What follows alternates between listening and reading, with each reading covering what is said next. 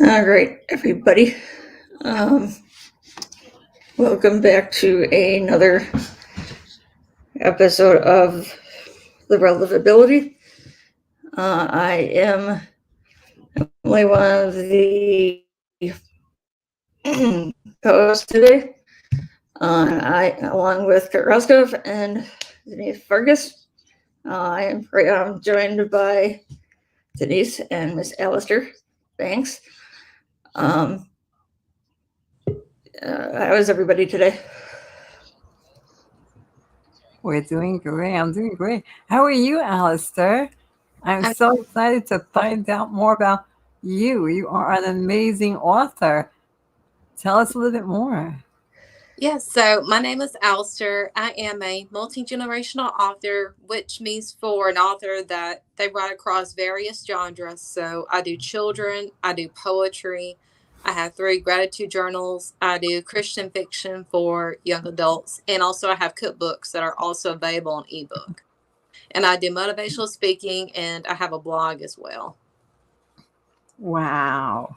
You are definitely multi generational for sure. Wow. Do you want to tell us a little bit more about uh, any particular genre that you favor more than the other? I probably favor the children's genre a little bit more because growing up, I had a wild and big imagination for children's stories. And my fourth grade teacher, Mrs. Jones, saw that I just, love fun and adventure. I love just coming up with like creative rhyming little stories about, just children or animals of that nature.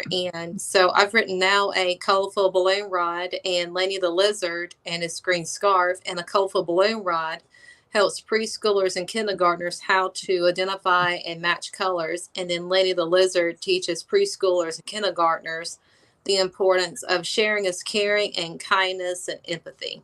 So when I was in the fourth grade, I wrote a picture story for children called The Sorcerer and the Magic Pond. And so Henry learned to use his powers for good and not for evil to help the princess Hera to grow out her hair long all over again. Ah, wow. Oh, that is so beautiful that, as an adult, we tend to forget about our imaginative selves. We are not as creative as we were when we were children, even like when we used to have our imaginary friends and Yeah. do all this, fantastical stuff in our minds. And we would see it so clearly in our mind and just have so much fun. I love that because I really wish that more adults would really go back into that creativity, that imaginative state. How much fun would that be? And what a fantastic world we would live in if people were just to be more childlike. Yes, for sure, most definitely. Just embracing, being childlike and just having that childlike heart, to spread, to others, in a world where there's just a lot of competition, where there doesn't need to be all this competition. It's people coming together and growing with one another and building each other's networks. And I feel like that's what it's all about, is helping one another. Oh, for sure, for sure. And now, do you have children? No, I don't. I would bet that you are an amazing storyteller, though. Ah, that would be fantastic. Yeah. Um, we have Sarah Goodell joining us. Hi, Sarah. Thank you for popping in. We're here with Alistair. Hello, Miss Denise. Yeah, we're here with Alistair Banks. She's a multi-generational author, which is interesting. I've never even heard of that. So thank you for letting us know that it's basically you have a, a, a delightful, colorful array of genres that you have for us available. Now, where can we find the books? So you can find my books on Amazon and also Barnes and Noble. So my other books are called The Pursuit of Love and Hope, which is a short collection of poetry, and that tells about some of the emotions and feelings I struggled with came to love in my 20s and college years, which was isolation and fear, identity crisis, trust, anxiety, intimacy, or just some of the things and experiences that I went through. So just kind of shedding a light on that, inspiring those to know that they're not alone when it comes to, ex- you know, they're not alone when it comes to battling these things when it comes to a love relationship. Wow. That's very interesting because here in World of Abilities, we do try and emphasize abilities and not really focus on any challenges. But I myself am a wheelchair user, so my um, challenge is visible, but there's a lot of invisible challenges that people don't really realize. And Mhm. it's wonderful that you found ways to cope with it, and you've developed your own tools. So that's amazing. And the fact that you're sharing it with us and the world, because so many people need that, especially now during the pandemic, that many people have been isolated and they're struggling with a lot of feelings of fear and being alone. And so thank you for sharing that with us. Oh, you're very welcome. And I had 3 gratitude journals as well, and those are called the Gratitude Journal for Kids, Show Life and Yourself Some Love, which is a gratitude journal for teens, and Be Positive, a positivity journal for adults. My cookbooks are called 40 Recipes to Tackle Diabetes and 40 Recipes for a Better Weight Loss. And my novels are Girl Rise and Cracking the Happy Weight Code. And my other poetry book is called Spring Brings Summer. Ah, I love it. I am a summer girl myself, so I'm not a big winter fan. So spring brings summer. I definitely think I'm going to check that one out because that is totally me. Yeah. So that was a lot of fun being able to write Spring Bring Summer and just talk about some of the favorite memories that I share with my mom at the beach and admiring nature and flowers outside in our own backyard. And also Easter was one of my favorite times of the year as a child, and being able to get, your Easter basket on Easter and seeing all the little toys or the candies, little knickknacks that my mom would give me, and just being able to celebrate and go to church, Jesus. Um, Jesus rose again from the dead. So, Uh, yeah, I remember when I was a kid, I used to love Easter too. Me and my sister would always get some new Easter outfits, and it'd be so much fun, and all the pastel colors, and then the Easter egg hunt. So that was a lot of fun as well, for sure. yeah, and I did, Easter egg hunts growing up as well too. And I got to dye Easter eggs too. So, Oh yeah, that was so much fun. yeah. So Sarah, you have children. How do you see that you can maybe use some of these journals or books to even inspire your children? Because I know your children are special needs children, and definitely journals can help in situations like that. We definitely use a lot of gratitude journaling to express our emotions and teach um, all of my children how to better express their emotions because having everyone literally, my youngest was also just diagnosed as being on the spectrum. So now I have three on the spectrum and one with um, Down syndrome. Mm. And we use gratitude journals to ensure that we are expressing our emotions properly and that if anybody has, especially for the older two, if anyone has any emotions that they necessarily don't want to share, then they can do that in a more positive way. So I will definitely have to check those out. Yeah, that's so great because especially there are times that even for adults, we have a hard time expressing to others what we're feeling, or maybe we don't want to be judged, or but having a space to write it down and know that it's just you, the pen and the paper. That's it, right? So it really lets you open up and get whatever you're feeling out without judgment. Yes, absolutely. That is super important. Yeah. So, Allister, is there, first of all, that is such a beautiful name. I love that name.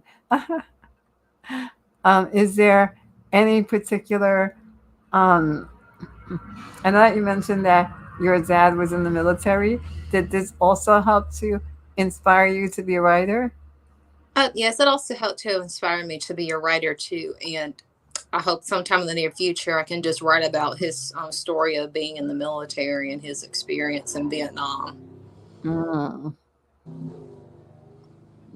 yeah, that's something that we can totally, we a lot of people in the military. Like I know that Kurt, Emily, Sarah, and I, we work a lot with people, um, vets who unfortunately they are, committing suicide at a unbelievable rate. Mhm. So it would be great to perhaps even get your story out there when you do write that, so that they can also uh, see that there's life after the military. Yeah. That's very important. Um, so we here, like I said before, we do speak a lot on different ways that we can cope with our challenges, or um, how the world is, whether it's the lack of accessibility, or so we do try and share resources with one another. Is there anything that you could share, or anything you'd like to speak on when it comes to different challenges, whether it's a visible or an invisible challenge?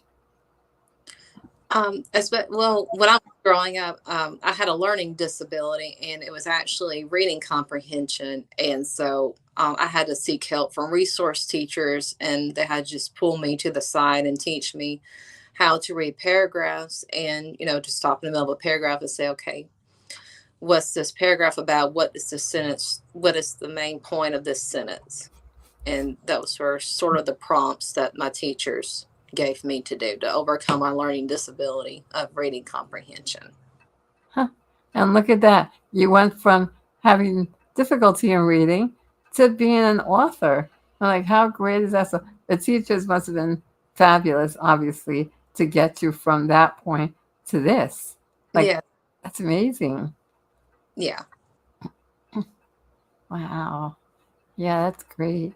Sarah, do you have any resources or any points that you'd like to share, particularly in invisible challenges, from especially with Allistar going from not being able to read easily to being an author, being able to write now creatively? No particular thing that I'd like to speak on in particular, but that's definitely something that I'm going to share with my oldest. She is in the process of being diagnosed as dyslexic, and she's really going through some hard times with reading comprehension. So she's kind of been down on herself as of late. And if you don't mind, I'd love to be able to share that story with her so that she can get a little bit more confidence and know that there are people out there who have struggled with the same thing and have gone on to become successful, such as yourself. Yeah, absolutely. That there's always a way. We just have to get creative, um, and tweak things to work for us. And I would say that with my company, it's called Live Creatively, because all my life I've been living creatively, and I've been having to tweak things to work for me. So it's amazing, Allison, that you've learned that, especially since you were always creative and imaginative, that you became so successful in using that imagination. Yes, most definitely.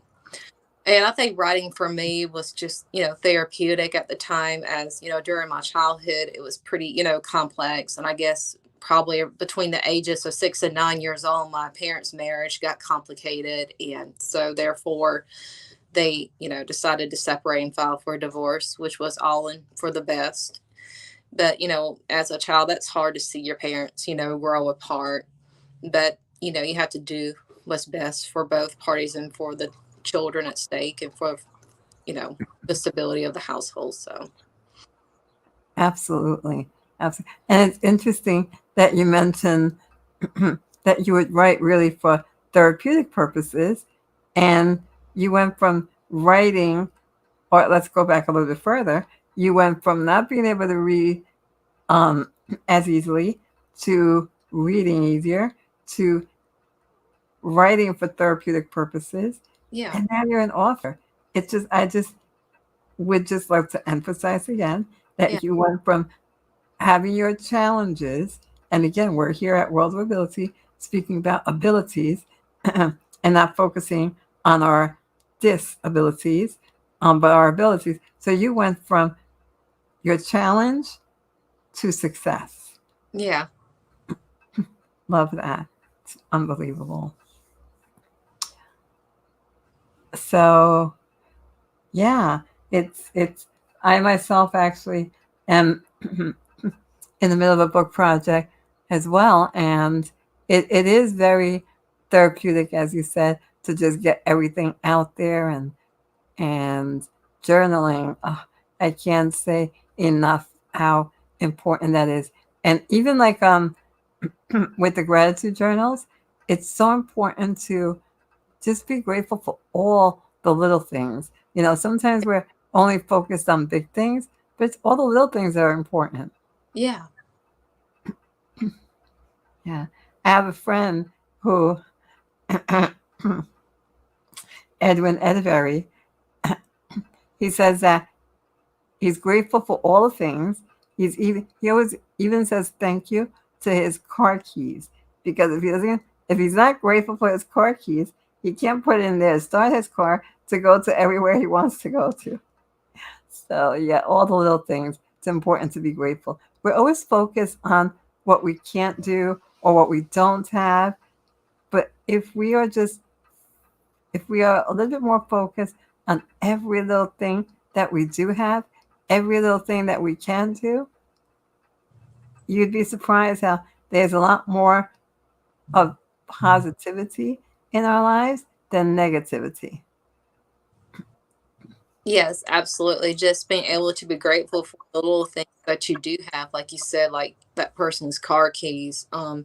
Being grateful that you have a roof over your head, a bed to sleep in, food and water, and clothes on your back.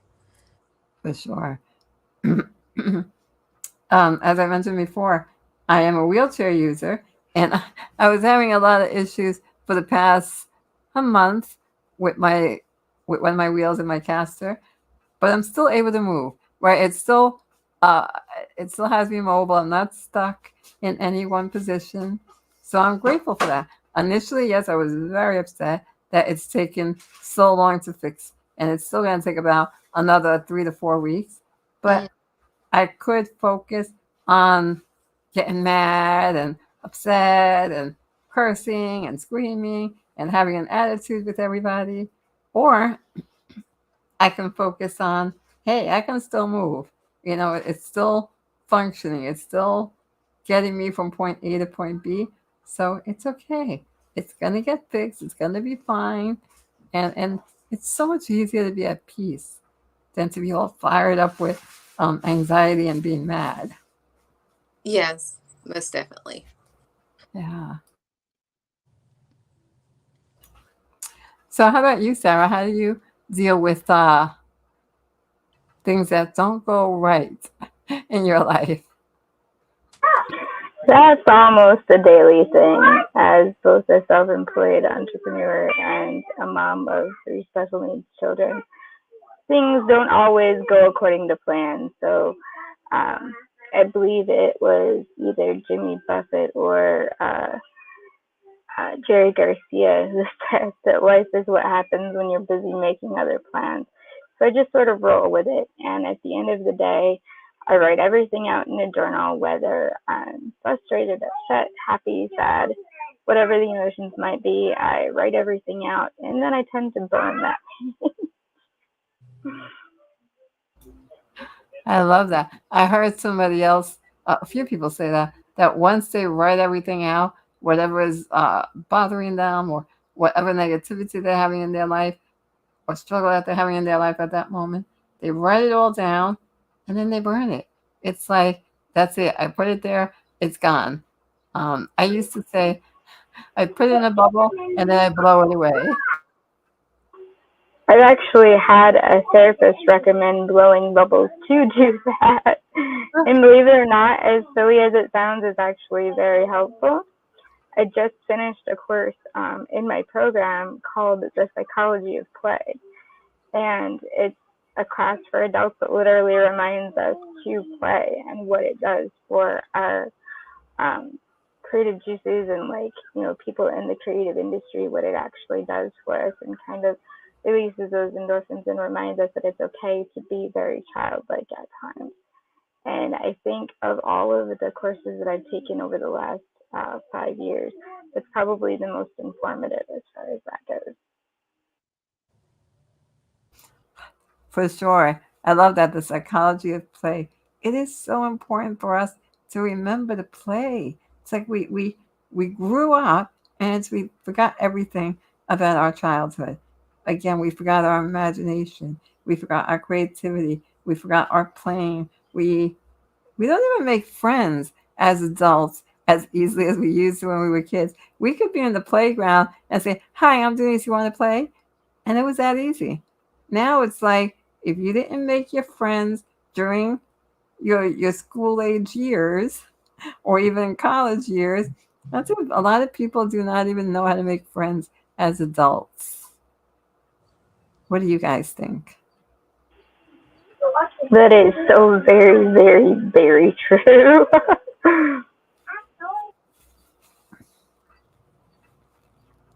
So I feel that that's very true too, because, after high school and college, it's hard to, meet new people and, make friends as adults. And I guess maybe being involved in a different socioeconomic circle kind of maybe makes the difference versus, where you were in college and you got used to that socioeconomic circle. And so therefore, it's easier to make friends during that time of your life. Maybe I guess your college circle, you all have a lot of things in common. Once you get out of college, it's like, you find a lot of different diverse people and trying to figure out how to fit in into that new diversity. I guess that's how I should put it. Yeah, that's true. There was a woman, I wish I could remember her name. I can't remember her name right now, but she actually started a group for women because she really wanted to make friends as an adult. She moved from one state to, I believe, I want to say New York.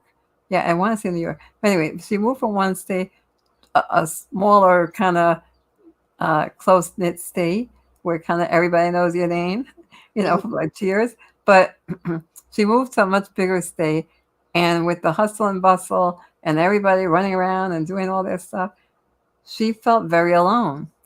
And she just wanted a group of friends that she can go and hang out with, have Yeah. some drinks with, or just, a set of girlfriends, Yeah. basically.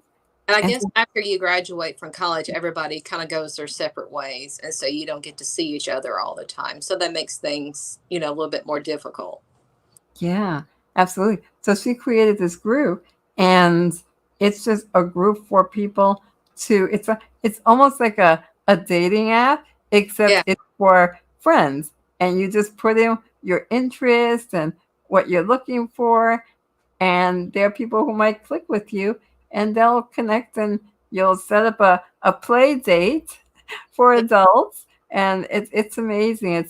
We need more of that, right? There's so many dating apps. We need some friends apps. Yeah, most definitely. And I have the app called Meetup, and they have like different groups on there too, and like kind of shows different hobbies and interests, and you can join those groups too. So I've enjoyed using Meetup since I moved to Greenville and getting able to meet new people and be involved in local networking groups, like how I met Kurt through the Happy Neighborhood Project is just one of them.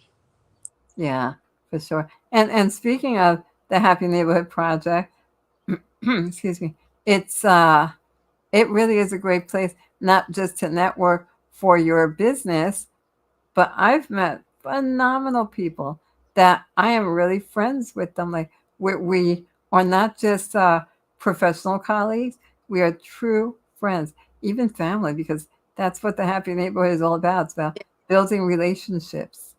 So, yeah. So anybody out there who is listening and you're looking to build relationships both in your business and in your social life, just go on over to hmpabc.com/networking, pick an event. We are worldwide, and I even have some great Australian friends, so how about that? Like meeting people all over the world. Oh, wow. I didn't realize the Happy Neighborhood Project was international. Oh, yes, it's global. We have events in India, in the UK, in Australia, in Lebanon, all over the States. So, yeah, we are all over. So, absolutely. And again, it was started by Edwin Edbury, who was a big uh, believer, and he just wants people to be happy, right? Yeah. And the best way to be happy is to involve both your profession and your social, right? It's like we need to have that perfect balance so that we have happiness in our lives. Yeah. Yeah, absolutely. So, Sarah, you just recently got very heavily involved with the Happy Neighborhood Project, and she's actually one of my amazing co-hosts for HMP Ability. What do you think about HMP since you've been there? I think for people, especially in service-based industries, that HMP is a wonderful place to network and meet all kinds of people, whether they can be clients or not. Obviously remains to be seen for that particular industry, but you can obviously build a large network of referral partners, and sometimes that's just as good. Yeah, absolutely. And you can even meet people outside of HMP from people that you've connected with on HMP. Like I am very good friends now with someone named Sean Sheffield, and she's got this phenomenal project that she's been working on, Shine Festival. I believe that is the name of it. She's an amazing woman, and we met actually through Kurt, and I met Kurt through HMP. So it's a whole great big beautiful world when we are all connected. So, but Allistar, we're coming close to our half hour of World of Ability. We actually do still have a social aspect after this, but again, it's amazing to meet you. You are a phenomenal woman, phenomenal author. And do you want to tell everyone listening again how they can learn more about you and your books, your journals, like so much great stuff happening with you? Yeah, so you can find all of my books on my website at www.allistartheauthor.com. And then I have my blog as well, which is allistarthewriter.blog. Perfect. You can also book me for speaking engagements and also for author visits with the elementary, middle, and high schools. Oh, fantastic. Oh, well, definitely we will be connecting to you. I know I will definitely be looking into those journals because I'm a big fan of journaling, whether it's in a physical book or online. But I think writing it is so much more beneficial because, like, your hand motion, it's like everything is flowing through you from your brain right through the pen and out. So. Yeah. And in the journals, I have coloring pages too. And if you're a drawer, I have a space in the journal where you can draw as well of something that you're grateful for, something that makes you feel happy or joyful. Oh, I love that. I love coloring books. And that's another thing that as adults, we forget. Like coloring books are made for kids. I'm like, no, they are phenomenal coloring books for adults. And even if it's your child's coloring book, just pick it up, color a page. It will make you feel so much better. Yes. And I love coloring books because my mom bought me a thick coloring book for Christmas. It was about like that thick, and it had numerous like coloring pages. It was a beautiful book. And so I colored in it like for hours. Yeah. Very therapeutic. Yes, it is. Yeah. Well, I thank you for coming on to the Worlds of Ability, brought to you through Transform You Media and the PAC channel.